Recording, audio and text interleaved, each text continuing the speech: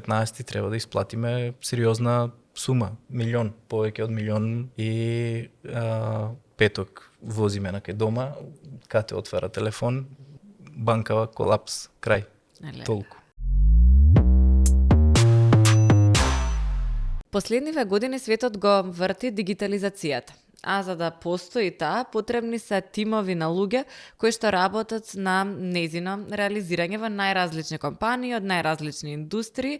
Една компанија која што создава такви тимови и истите на некој начин им ги изнајмува на компаниите, е токму од Македонија и се вика Адева. Верувам дека најголем дел од оние кои што не слушаат слушнале за компанијата, а ако не има што да слушнат, оваа компанија отвара канцеларии почнува во Македонија, но сега отвори канцеларија во Америка, нешто што е интересно, стана странски инвеститор на земјава во Америка на некој начин. Денеска со нас се основачите Катерина Трајчевска и Тошо Трајанов. Здраво. Здраво, Јована. Вие заедно ја почнувате Адева и веќе долги години, сега не многу долги, меѓутоа баш оние кои што се најинтересни години сте во IT светот, па сакам да ве прашам што е ново во IT светот? Фала на поканата. Што е ново во IT светот? Па мислам дека последниве 2 години се доста драматични во IT светот.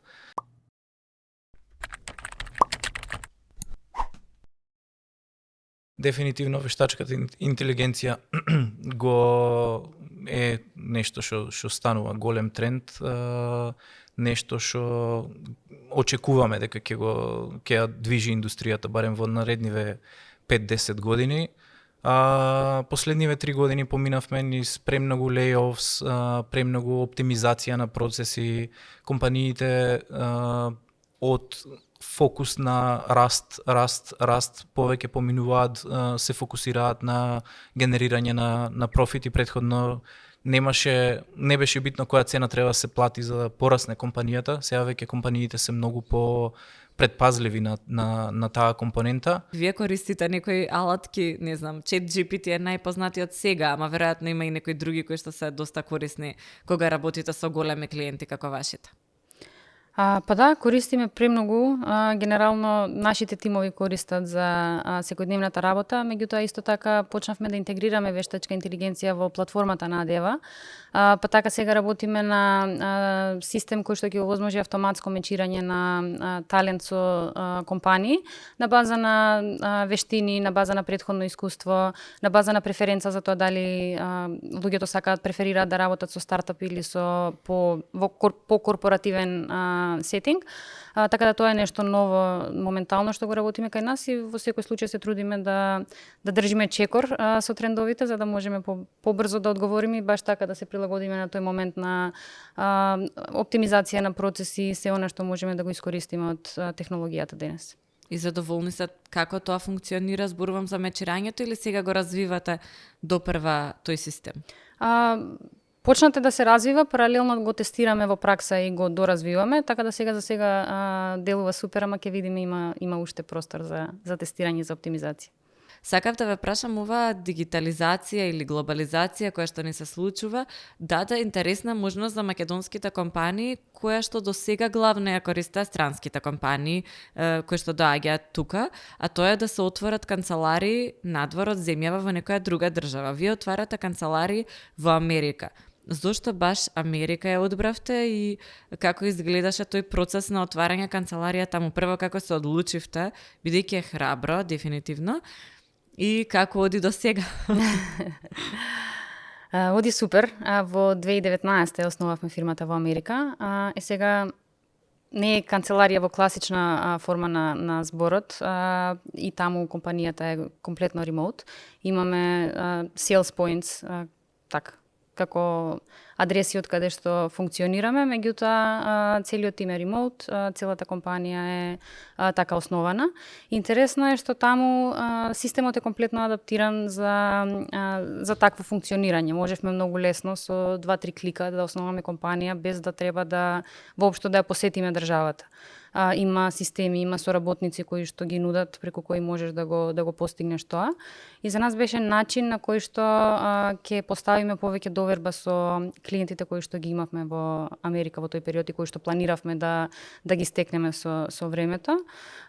И моментот на некои ограничувања кои што сме ги имале тука во однос на функционирањето, на пример Talent Marketplace, многу тешко можеш да оперираш од Македонија, многу е тешко да исплаќаш хонорарни работници, односно independent contractors во странство преку компанија регистрирана во Македонија. Сите тие регулативи и олеснувања кои што ги нуди америчкиот систем не инспирира да ја отвориме компанијата таму и да почнеме со работа преку неа. И сега колку контракторс имате или колку со работници, колку вкупно број моментално тимот на Адева или кој што работи со Адева? Тимот на Адева го делиме на два дела. Едните се луѓе, кор луѓе што се вработени што работат за потребите на Адева на компанијата, и другите луѓе се луѓе што работат како дел од клиенти.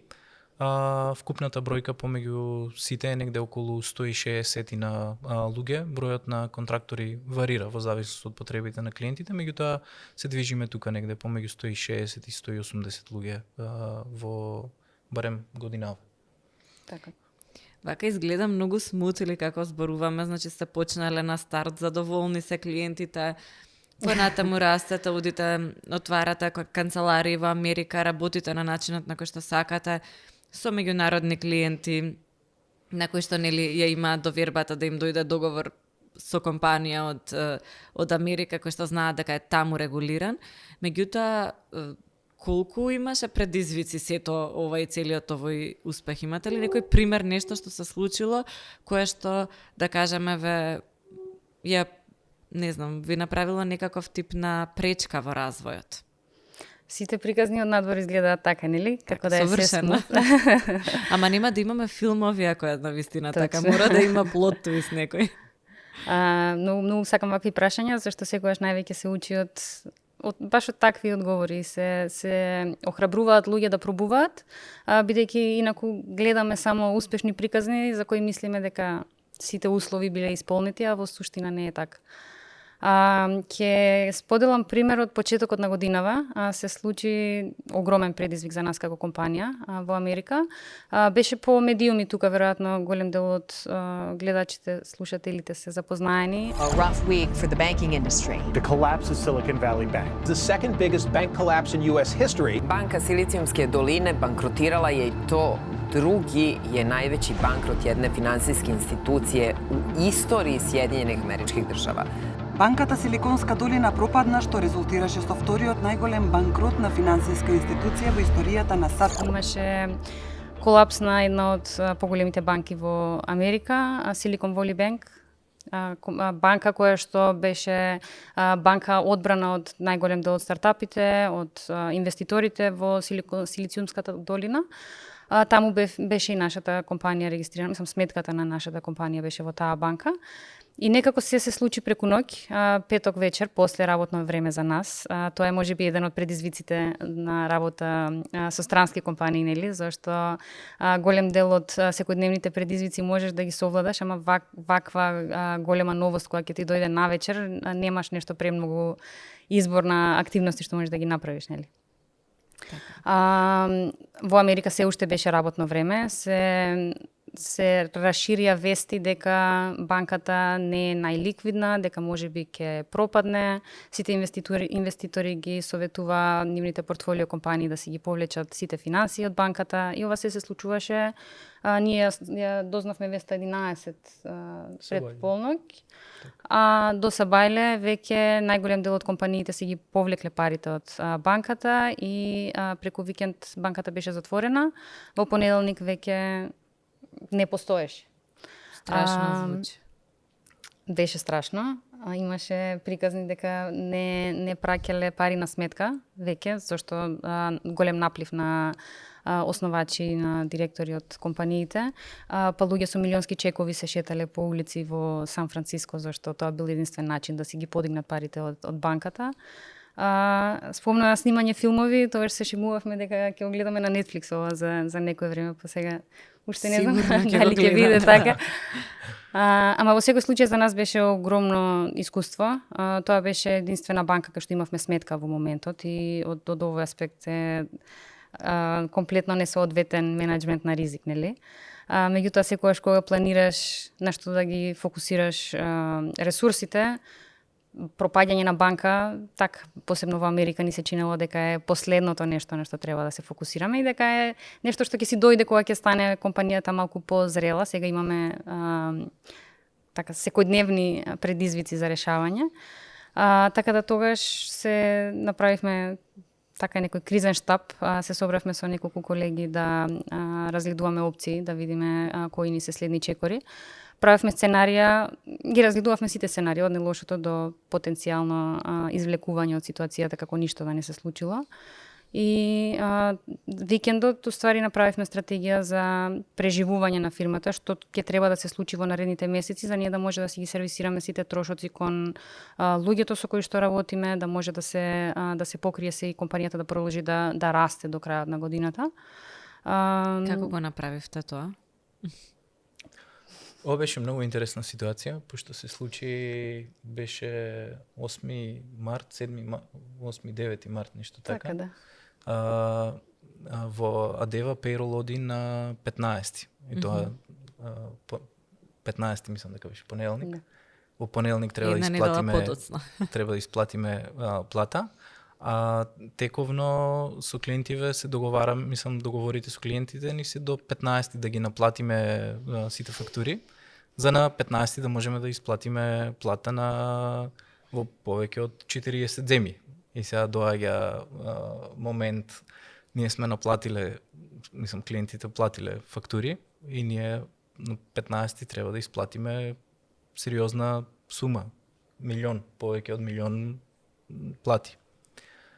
И петок возиме на кај дома, кате отвара телефон, банкава колапс, крај. Еле. Толку. И вие немате практично ништо од париве кои што стигнале со кои што треба да ги исплатите Сите беа луѓето. замрзнати, да, сите средства беа замрзнати во банката, не се Банката знаеше. колапс, немаш пристап до сметка, не можеш да извадиш ништо.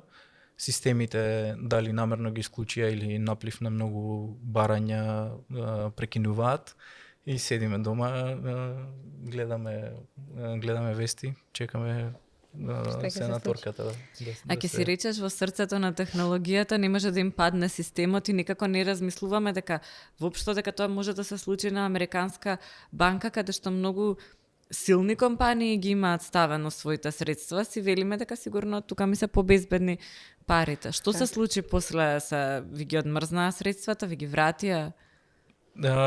Генерално моментот е дека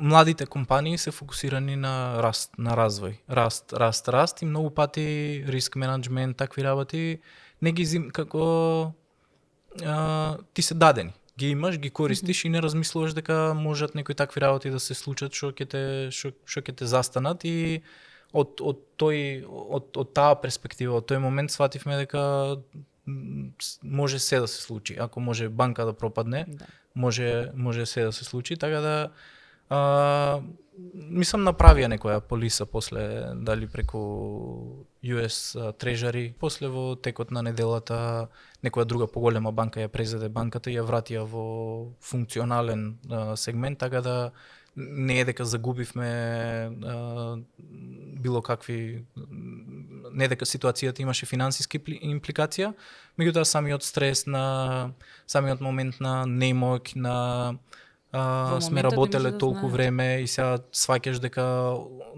од утре не можеш да доеш у понеделник на работа, не знаеш што ќе работиш, не знаеш дали ќе можеш да ги обслужиш луѓето, пошто тоа се многу луѓе што имаат семејства дома, мораш да најдеш начин како да ги... Во 40 земји секако сигурно не е едноставно да се исплаќа. Да.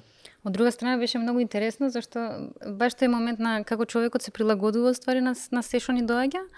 Во првиот момент бевме сите шокирани што ќе се случи сега, дали ќе постои фирмата, дали ќе успееме да си ги сервисираме трошоците и сите тие работи. И викендот се собравме група на луѓе во Охрид да дискутираме што ќе се случува. И најдовме решенија за сите можни сценарија. И излегуваш од целата вежба и сваќаш дека што и да се случи, ако сакаш да најдеш начин, добро, сега да не претерувам, ама можеш да се справиш со ситуацијата што ти доаѓа ако се потрудиш да погледнеш настрана од тоа какви ти биле до вчера полисите и практиките. Ви помогна да ги подобрите праксите за воиднина во текот на оваа година, да бидете сигурни или да имате на риск менеджмент механизми некои кои што ќе ги Да, комплетно. Разгледавме други опции за банкарски услуги. За 2-3 дена ги сменивме сите системи за исплата кои што ги користевме за да може да ги исплатиме луѓето како што ни се ослободуваа средства. Но многу брзо се адаптиравме на новите услови. Сакам да кажам дека многу често дури и вакви тешки ситуации кога мислиш дека не можеш да ги пребродиш, се наоѓа начин со кој што можеш да ги надминеш, а не па тие фиктивни проблеми што си ги наметнуваме секој ден при работењето или како јас ќе пораснам компанија кога сум во Македонија. Шансите за раст во Америка се многу поголеми отколку луѓето што ги имаат тука. Тие изговори што си ги наоѓаме секој ден е многу лесно е да ги надминеме ако се фокусираме на решавање наместо на поставување на проблемот. Така. Една од решенијата ќе си отворите компанија во Америка. И ќе биде успешна, не се шегувам. Ама супер поента и добро е дека сте успеале да излезете посилни од целата ситуација, пак тој систем некако си се изрегулирал, па вас парите ви биле исплатени. Имаше ситуација со пропаѓање на банка и кај нас и беше многу страшно, така што верувам дека доста луѓе може да се пронајдат ако не својата приказна на некој што го познаваат во ова. Меѓутоа повторно е чудно дека може да се случи во светски размери да се направи некаков проблем. Сакав да ве прашам за приказната на Дева. Ја почнувате млади, не релативно млади, на некои 24-5 години, како така нешто прочитав. И почнувате од каде потребата да направите собствена компанија. Што работите пред тоа? Па работевме многу малку пред тоа. Работевме во локални компании краток период, околу 6 месеци, така двајцата индивидуално во различни компании, некако не привлече фриленс светот, пред се заради различните можности што ги нудеше. Македонија во тој период беше доста фокусирана на аутсорс проекти, се работеше одржување на некои по-стари системи, немаше нешто толку иновативно и предизвикувачки за работа, некако тоа го баравме во тој период. Па така почнавме со фриленс и доста, мислам дека 2 години работевме фриленс пред да ја основаме фирмата. А Дева некако дојде како одговор на нашите потреби во моментот. Ни требаше систем за да може да ги испорачаме сите проекти што сме успеале да ги започнеме со клиенти. Некако органски го проширивме тимот, покрај нас двајца вработивме уште неколку колеги за да почнат со работа и тоа беа почетоците. Без некоја посебна визија дека ќе направиме нешто конкретно, едноставно да го решиме својот проблем. И со тек на време свативме дека уствари истиот проблем го имаат многу повеќе луѓе и сакавме Дева да движиме во насока што ќе понуди одговор или решенија за многу други индивидуалци како нас. Така некако на почетокот работевме на одредени проекти со стартапи во порана фаза, кои што има потреба од целосни решенија. Понатаму како што растеа стартапите, свативме дека не им треба целосно решение, туку имаат повеќе потреба од талент кој што ќе влезе како дел од нивниот тим и директно ќе се врзе за визијата за тоа што треба да се испорача, па ќе работат заедно со остатокот од тимот. Така ја адаптиравме компанијата како што се движевме напред, за да дојдеме до тука кај што денес сме талент платформа и работиме на интернационален пазар, пак во моментот на поврзување на компании со интернационален талент, меѓутоа со поголема флексибилност и со фокус на тие индивидуални преференции за наоѓање на соодветна работа. Супер звучува, некако ги поврзувате, практично не сте ни фриленс, не сте ни класично вработување во компанија, туку како некој контрактинг соработка со компанија подолгорочно. Интересно ми беше пред да почнеме со снимање, тоа што ти добро го објасни тоа како на некој начин преминување на она празнина или геп меѓу што недостасува кај фриленс работата и што недостасува кај оваа работава што е баш вработен во одредена компанија. Бидејќи вие го видовте тоа или веќе слушавте за потреба од вашата заедница дека луѓето сакаат да имаат поконтинуиран ангажман, а сепак да не бидат вработени? Така. Проблемот што Адева го решава е баш тој гап помеѓу регуларно вработување и фриленсинг. Луѓето што работат фриленс генерално може да се случи да имаат 3 месеци период кај што немаат работа, може да се случи во соработка со клиентот да се скалира проектот, значи да работат пола работно време наместо цело работно време, пошто суштината на фриленс е баш тоа. Работиш колку треба, колку имаш простор и сам менаџираш се околу тебе. А Дева се јави како решение на тој проблем, пошто ние од другава страна ги имаме поголем пул на клиенти што се верифицирани, знаеме кој клиент во која фаза каков профил на таленти ќе им треба и околу таа листа на програмери, околу таа група на програмери, инженери со кои што работевме во тој период, успеавме да ги изменаџираме работите и сега од една страна на програмериве, на фриленсериве им креираме дополнителна вредност со тоа што они не мораат да се занимаваат со преговарање за проектот, кога треба да се почне, дали ќе се работи full time, дали ќе се работи part time, сите тие работи, што реално повеќе се бизнес девелопмент наспроти реално да седнеш да си сработиш тоа што ти е работа. Од другава страна ги имаме компаниите точно знаат каков профил им треба, кога треба да се почне проектот и така натака. И мислам дека правевме некој спој помеѓу барањата и можностите од другава страна. Што мислите според вас, подобро е работа во канцеларија или ремоут? Кое ќе преовлада? Па веројатно зависи од индивидуалните преференции, меѓутоа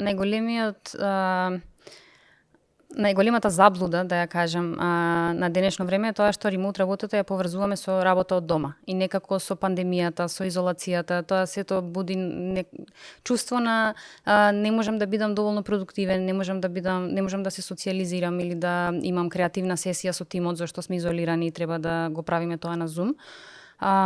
Целиот момент на ремоут работа е повеќе во насока на флексибилноста што индивидуалците ја имаат, да си го организираат времето на начин на кој што сакаат, односно на начин кој што нив им работи најдобро, за да може да дадат најдобар резултат. И мислам дека потребата е голема за таква промена на начинот на кој што гледаме на ремоут работа, зашто наместо да се фокусираме на тоа дали и колку сме продуктивни или колку време поминуваме во дома пред компјутер, фокусот треба повеќе да ни оди на моментот што е тоа што ние на што работиме, што сакам да постигнам јас денес, кои ми се целите или кои се резултатите што треба да ги дадам на компанијата, за на база на тоа да процениме ние дали сме продуктивни или не сме. Така да тука влегува, мислам, социјалниот момент највеќе кога ја дискутираме темата, но при таква флексибилна работа, ремоут, луѓето одлучуваат да работат од кафич, од coworking space, од различни места каде што може да ја добијат таа социјална конекција, а сепак да бидат продуктивни или да си го изменаџираат времето како што нив им одговара. Тоа баш сакав да го спомнам за coworking space. Имав една дискусија пред епизодава со сестра ми која што работи за англиска компанија. И баш во насока на тоа, нели, имаш потреба да излезеш во текот на денот, да одиш на работа, може не секој ден, ама дел од деновите, и тоа ми беше интересно, баш го дискутиравме coworking местото кое што вие го развивте. Може да ми кажете нешто повеќе за тоа како изгледа, каде се наоѓа и каков е бизнис моделот зад coworking space, односно место каде што луѓето одат да работат заедно кога работат ремоут. Така. Како одговор, а дева сме ја гледале секојаш еден чекор напред пред трендовите што треба да се случат во работењето. На 2015-2016 уште кога тргнавме да работиме, почнавме да работиме целосно ремоут, баш од причина пошто гледавме дека на луѓето им треба флексибилност, дека ја сакаат таа флексибилност, дека дел од нив се многу попродуктивни ако излезат и работат од кафич денес наместо од канцеларија.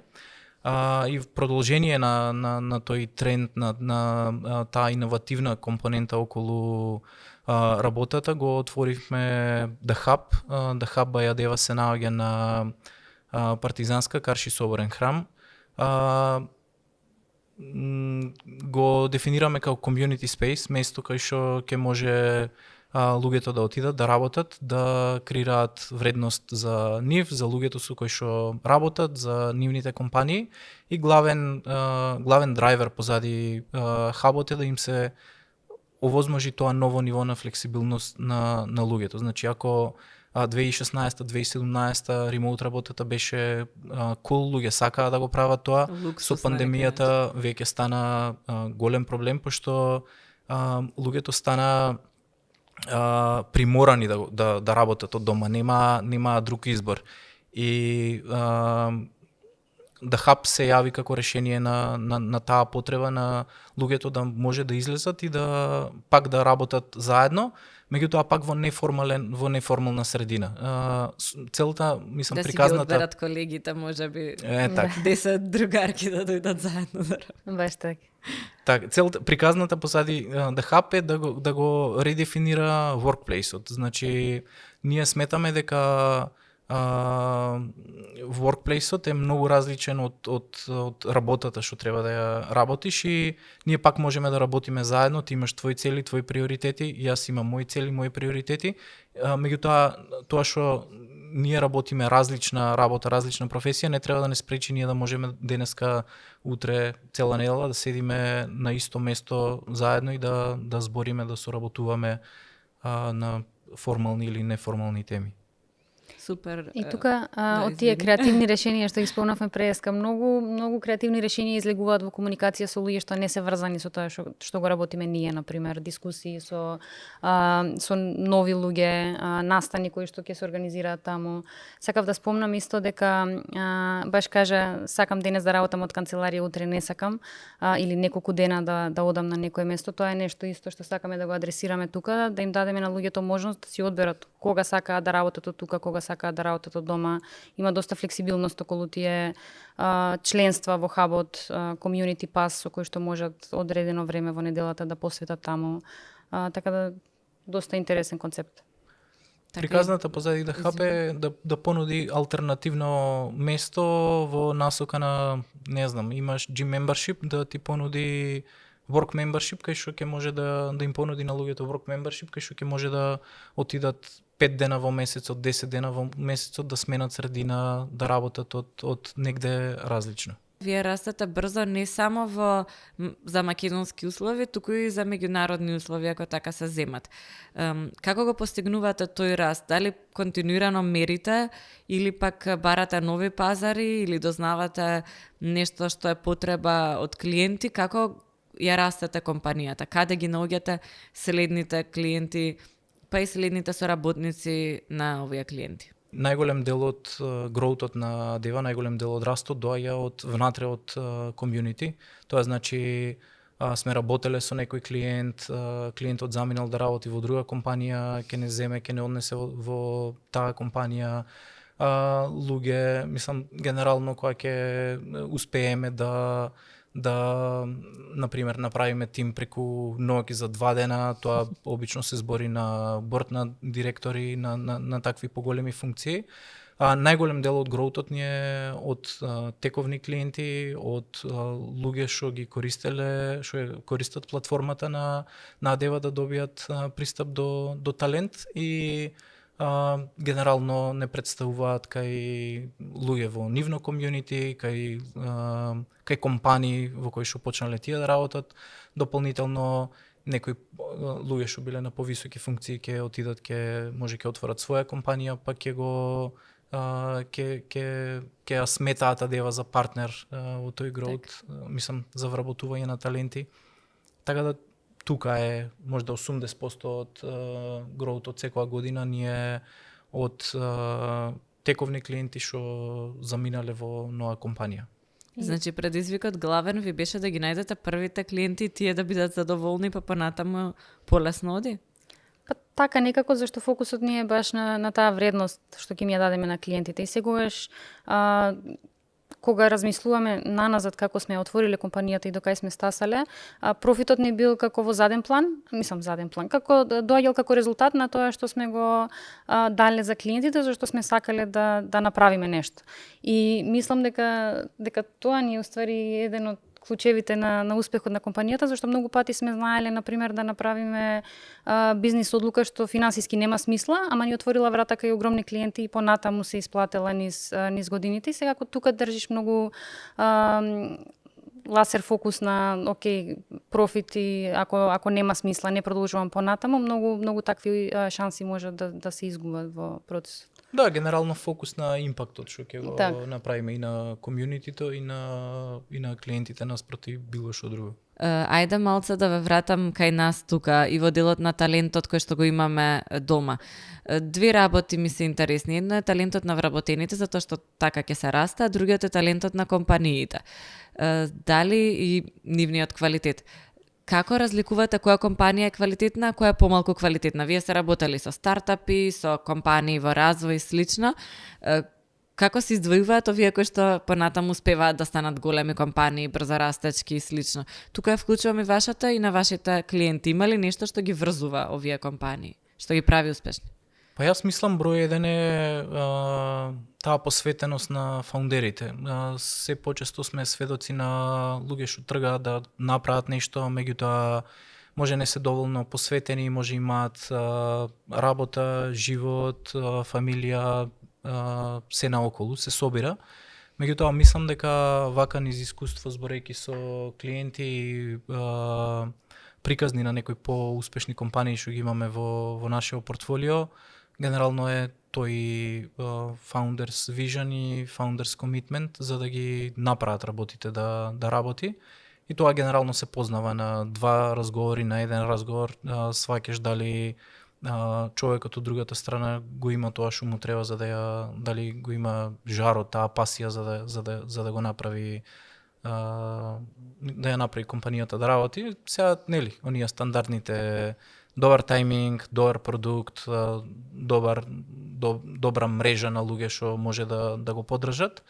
Меѓутоа за мене број еден би го издвоил тој комитмент и посветеност на фаундерот да најде начин да исплива на површина. Колку јас верувам во тоа како продуктов треба да изгледа, наспроти што очекуваат и што би користеле корисниците. И сме имале случаи такви кај што сме работеле години на развивање на така некој совршен во наводници ќе кажем продукт, како што го замислил основачот, за на крај да не успее да го пласира на пазарот воопшто, дали заради лош тајминг, дали заради лошо решение или нешто трето. Ама моментот на прилагодување, на учење од корисниците, тоа е нешто што многу луѓе го overlook. Го занемаруваат, веројатно, да. Так. Е многу битно за да се направи еден успешен продукт на пазарот. Да не заборавиме дека некој тој продукт треба да го купи и него да го прашаме на крајот од денот што сака, предпоставувам. Так, многу луѓе имаат тенденција на да биде перфектно, да биде многу лесно за користење, да креираат некоја нивна визија за тоа како треба да изгледа се и се стремат на совршенство. Во стартап светот нема совршен, нема совршен производ. Посебно вака што сме работеле со клиенти, мислам дека луѓето што итерираат највеќе успеваат да направат најдобар импакт и да го пораснат бизнисот. Има една добра изрека, вика, ако не се срамиш од првата верзија на продуктот, значи си го пуштил многу доцна. Добро. Добро е тоа да се слушне. За сите, тоа е нешто слично како оние стари Facebook статуси кои ќе си ги читаме сега. Да. Да, сигурно е за оној кој што си ја гледа последната верзија која е совршена, која ќе ја види првата. Не е толку добра, ама мора да пробаш. Ако не пробаш, нема да успееш да пишуваш перфектни статуси или да направиш совршен продукт. Интересно ми звучи ова, дали мислите дека новата генерација, затоа што новите генерации не потекнуваат од стариот систем и нема толкава потреба за тоа совршенство на предприемачи, дали мислите дека ќе бидат поуспешни?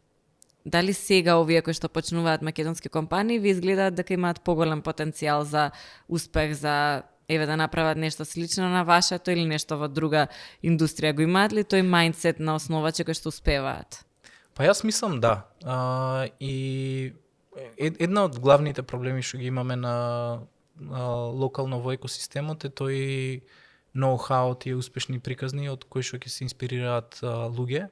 И мислам дека со тек на време, по младиве генерации има некои истражувања дека културолошки се поблиски до нивните генерации деца од странство, наспроти 3-4-5 години помлади и постари тука.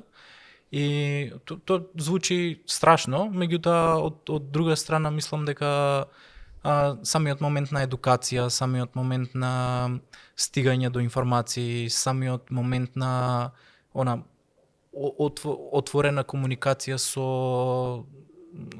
со истомисленици во UK, во US им поставува повисоко очекување од животот, од работата, од општеството во исто време, и мислам дека младиве генерации баш го имаат тоа што им треба за да бидат многу успешни и да може да изградат компании тука локално. Така, и тоа ќе значи дека јас ќе имам повеќе гости и подобри гости цело време. Да. Што звучи супер за мене. Сега во делот на предприемачите, нели секогаш се дели на женска, машки предприемачи и жени предприемачи, колку ги има, дали ги има доволно и така натаму. Веројатно никогаш нема да има доволно, ние сме мала земја и треба да бидеме отворени за сите. Меѓутоа, во делот на IT индустриите, жените почнуваат многу поактивни да бидат. Катерина, тебе ќе те прашам затоа што си на некој начин и адвокат за жени во технологии, Women in Tech. Како ти изгледа тоа кај нас сега? И зошто се залагаш за жени во IT секторот повеќе да има? Дали е тоа заради тоа што се тие се подобри или затоа што нудат нешто плюс што до сега го немало во таа индустрија? Па интересно е да почнам малку историски. Наназад првиот програмер заведен во историјата е жена, Ада Лавлейс. Понатаму во Втора светска војна жените работат доста како програмери, додека мажите се нели на битка, така да историски има моменти кога било сметано за женска професија. Значи не е дека сега стануваме подобри или нешто се менува од тој аспект, едноставно условите во општеството во даден период од историјата налагале едно или друго. А сега е малку движењето за еднакви права, движењето за еднакви можности поизразено, и затоа гледаме доста девојки, зашто има и повеќе рол модели кои што може да ги следат. Едноставно имам на кого да се огледам за да знам што би можела да станам во иднина. Многу е сменето од, не знам, пред 15 години јас кога се запишував на факултет, кажувавме шеги за тоа како девојките кои што одбрале да студираат на електро се девојки што изгледаат како мажи и дека розевиот дигитрон е тоа што ги разликува едните од другите. Такви, мислам, доста дискриминаторски вицеви и такви сваќања генерално дека е машка професија. Мислам дека од тој аспект е доста сменето. Највеќе се должи на може би лични ставови, па моментот како си ги воспитуваме децата, лего коцки наспроти барби кукли, има доста интересни истражувања како ги учиме керките да бидат предпазливи, ги учиме синовите да бидат храбри, па тука гледаме кога има отворени позиции, девојките сакаат да ги задоволат сите критериуми на позицијата пред да аплицираат, додека машките сакаат доколку е пролазно пробуваат и тоа наметнува поголем број на мажи во индустријата. Има доста работи кои што го креираат екосистемот, ама се радувам дека се повеќе девојки гледам на факултетите, на неформални образованија, академии. Во индустријата кај нас нема толку многу движење, значи тука мислам дека и компаниите треба да работат малку повеќе да постават таков пример или да направат околина за различни кадри, меѓутоа од аспект ако се навратиме наназад како се менува таа перцепција, мислам дека одиме во вистинска насока. Дали се намалува и оној pay gap помеѓу мажите и жените консултанти, согласно да речеме со компетенциите, женските кои што аплицираат за одредена позиција да добијат иста плата или ист хонорар, колку мажите? Го гледате ли тоа во последните години, дали е подобро или континуирано кај IT светот е исто? Мислам дека е исто. По последните вести што ги имам прочитано изминатиот период, мислам дека беше околу 80 центи на секој долар што го прават мажите, го заработуваат жените. Мислам амерички статистики. Меѓутоа интересно е кај нас барем кога доаѓаат апликанти си поставуваат преференции на платформа и сега секој си одлучува колку сака да наплаќа со оглед на позадината. Ние може да поставиме некакви очекувања, да ги посоветуваме, меѓутоа самите си ја дефинираат колку бараат и најчесто жените бараат помалку зашто зашто се самокритични, се врзува на моментот на да ги исполнам сите критериуми, па сега еве за оваа позиција можеби не задоволам 2 критериуми, ќе побарам пониска плата. Не знам, ова се мои хипотези, ама тоа е исто така дел од проблемот, колку се вреднуваме себе си и какви очекувања поставуваме, зашто многу компании одат во таа насока, колку плата очекуваш, повели, па и тоа прави разлика помеѓу едните и другите. Да, затоа ви одбравте ти да бидеш лицето на компанијата за добар рол модел. Ова за тоа што беше прашање. Да, меѓу другото. Не, ја мислам дека еве сега и во US законски секој работодавец мора да ги истакне платите за одредена позиција, барем во кој опсек би било. И мислам дека со тек на време тој гап се намалува. Така. Вие имате момче или девојче, тоа не ве прашав до сега. Момче. Момче, добро. Ке ги учиме и јас исто. Ке ги учиме, нели, добро и ке ги воспитуваме веројатно во време каде што ќе знаеме да се цениме сите меѓу себе. Ја почнувате компанијата заедно, многу млади и останувате заедно. Вие сте и во брак, имате сега и дете. Како изгледа тоа да имате семејство и бизнис заедно? Дали си ја носите често работата дома или ја оставате на работа и ја заклучувате таму и чао џаци? Секојаш ја носиме дома. Мене ми беше многу голем проблем тоа еден период. Баш сакав да поставам некој баланс или не знам, линија да повлечам помеѓу едното и другото, ама никогаш не успеваше. Многу пати сме седнали на вечера и ја почнуваме вечерата со окей, денес нема да збориме за работа, па пак завршуваме решавајќи некој проблем што не мачел цела недела. Сега, баш со тоа што се шегувавме пред доаѓање, откако имаме дете, па ситуацијата е малку поразлична. Сега сакаме да посветиме многу повеќе време на него додека сме дома, па немаме толку простор за вакви дискусии. Мора да си закажеме формален состанок ако сакаме да поминеме низ нешто или да донесеме некаква одлука. Така да од таа перспектива сега се научив да ги ценам тие моменти што ни биле на неформално носење одлуки и движење на компанијата напред, зашто мислам дека отвараат креативност, отвараат малку поразлична перспектива кога си во неформален сетап, а размислуваш на одлуки што може да направат голема промена во еден. Така интересно, сега пред детето ако решавате проблеми, дока 4-5 години ќе може он да ви ги решава проблемите во компанијата, да ви каже вака, убаво си решивте првиот пат, не менувајте или нешто слично. Така. Знае да каже дева или се уште не? Не сме го ни научиле, гледа. Не сме го научиле, ама кога ќе види негде лого по материјали или дома што ги наоѓа, знае дека тоа е работата на мама и на тато. Добро. Нема да завршам со децата, иако верувам дека и вие и јас и сите ние се трудиме за нив да оставиме нешто подобро. Туку ќе завршам со она со што почнавме, за да го свртам кругот повторно на моабетов, односно тоа беше вештачката интелигенција. Ме интересира како мислите дека таа ќе го смени светот, односно во насока на тоа дали ќе останат многу луѓе на улица или пак ќе се случат други промени кои што ќе ги сменат системите на функционирање. Тоа што имаше една интересна поента, ако сакаш да ја споделиш со тие што слушаш. Јас сум фан на Universal Basic Income и мислам дека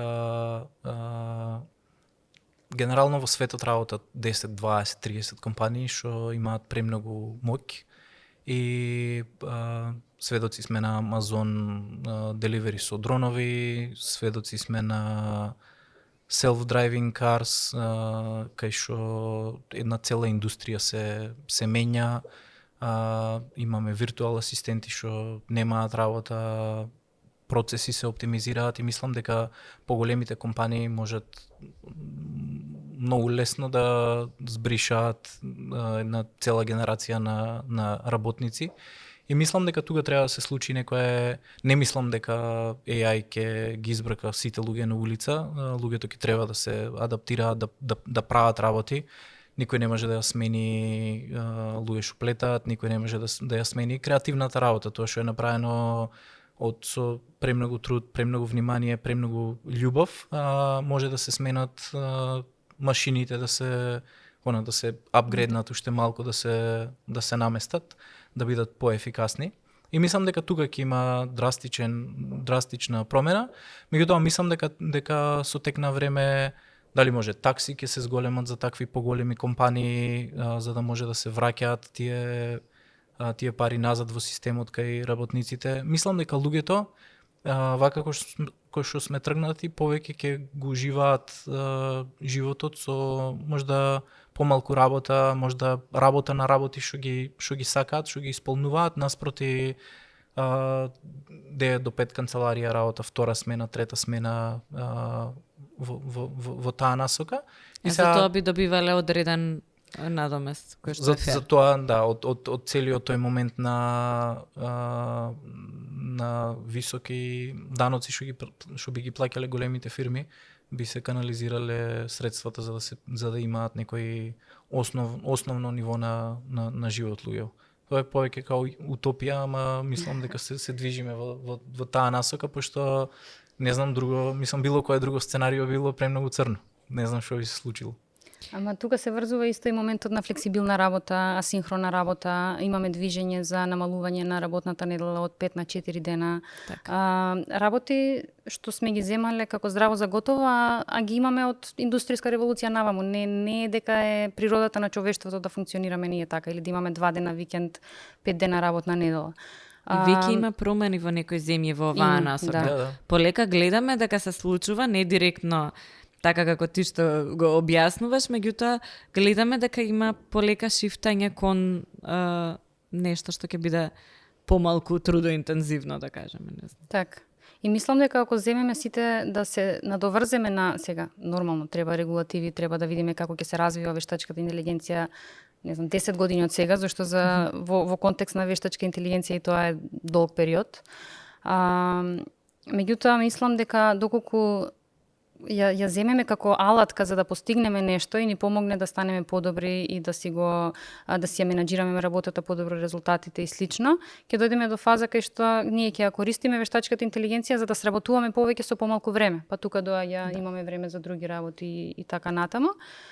И на другата страна се повеќе излегуваат креативни профили, креатори, луѓе кои што работат сами за себе или за да креираат нешто креативно.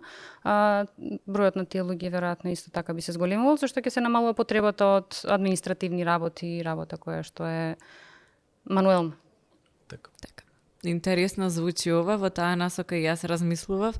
бидејќи не можат луѓето да останат на улица, многу индустрии зависат од друга страна пак од и државите, меѓутоа и многу индустрии, па тука може би една од најголемите банкарските индустрии зависат од луѓе кои што имаат пари да ги потрошат, така што не верувам дека така лесно ќе може да останат сите на улица. Кој ќе плаќа даноци, кој ќе плаќа кредити, кој ќе си купува облека, нели? Така. На компјутерите само има е потребна електрична енергија, така што мислам дека нема баш така страшно да биде, можеби ќе треба време додека да стигнеме до нешто друго. Многу ви благодарам што бевте денеска тука и се надам дека сите кои што ќе слушаат многу ќе научат од оваа дискусија, а ако не, барем дека ќе уживаат. Ти благодарам и тебе за поканата. Фала. Фала.